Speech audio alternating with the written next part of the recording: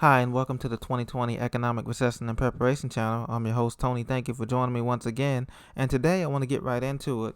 35 states have been approved to offer extra federal unemployment benefits. As you know, the $600 extra weekly unemployment benefit ran out back on July 31st.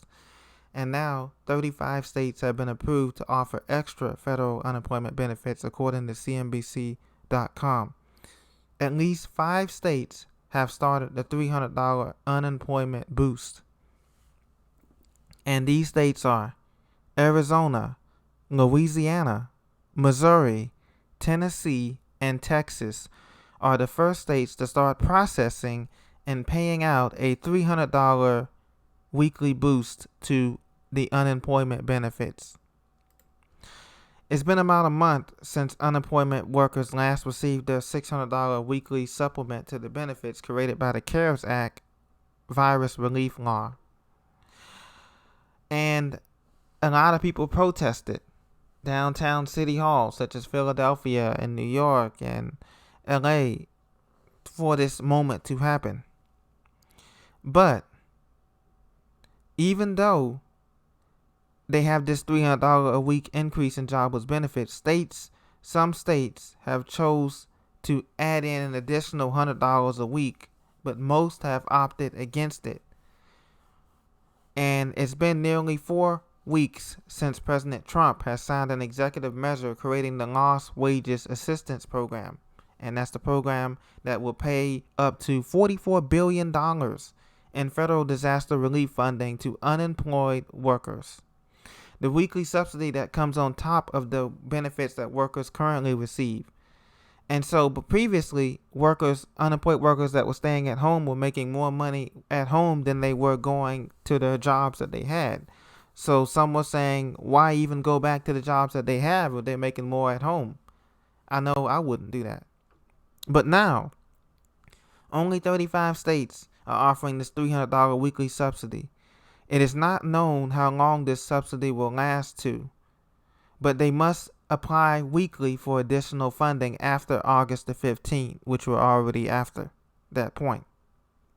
Arizona issued $252.6 million to 400,000 workers last week, according to the Department of Economic Security spokesman Brett Bezio. All workers will get their payments in a timely fashion, he says. Texas paid out more than $424 million out of its $1.38 billion in approved funding, according to Mr. Gomez, the spokesman for the Texas Workforce Commission. Louisiana paid out $240 million to the almost 300,000 eligible workers on Wednesday, according to their state Workforce Commission. The state of Tennessee started to issue their aid on Wednesday as well, and their state received $236 million in initial funding. Missouri began processing the $300 federal supplement on Tuesday night, and workers should soon will start receiving payments. The state of Missouri was approved for $200 million in additional funding for roughly 100,000 eligible workers. What about those states who are not approved? 35 of the 50 states have been offered. So what about those states, other states, who have not been approved to offer federal unemployment benefits? I guess the people will just have to suffer and wait for their congressman or congresswoman to advocate for change in their states. But even for those who are receiving this extra $300 a week, what is $300 a week going to do extra after rent, food, mortgage, and transportation and utility expenses comes out of this type of check? Some of the most expensive metros show us in this survey by the Real Estate Bureau of Labor Statistics, Department of Home and Urban Development, shows that in these most expensive metros, after paying rent, food, mortgage, transportation expenses, and utility expenses, $300 extra a week does not go far in metros such as Springfield, Massachusetts, Worcester, Massachusetts, Spokane, Washington, the Seattle area, Toledo, Ohio, Dayton, Cleveland, Akron, Des Moines, Cincinnati, Columbus, Washington, D.C. Jobless benefits don't go far in Oxnard, California, Miami, Florida, New York, L.A., San Diego, Honolulu, Hawaii, Oakland, San Jose, San Francisco.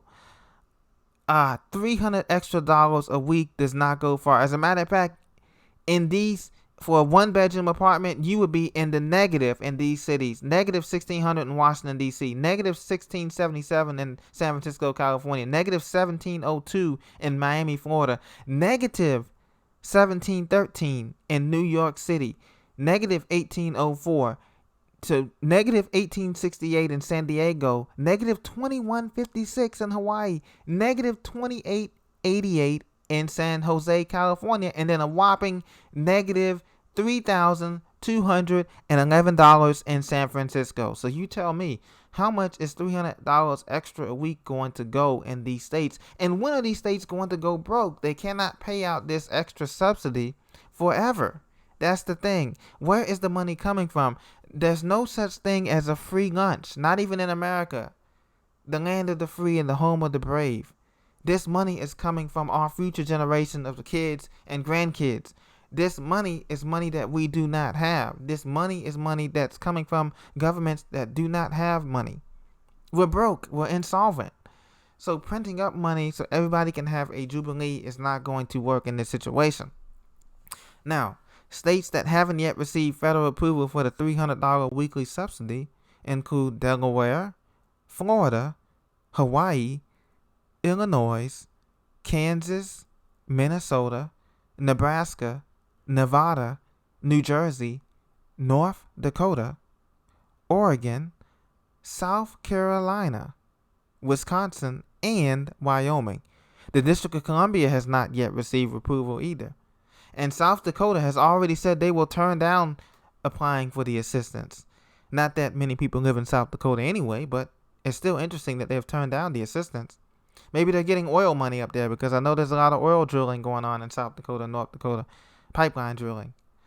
Well, unemployed workers will likely get about 4 or 5 weeks worth of financial assistance. As I told you, it doesn't go on forever, these benefits. And they're going to quickly draw down the $44 billion funding allocation that FEMA officials estimate available from the total program cost of all these states.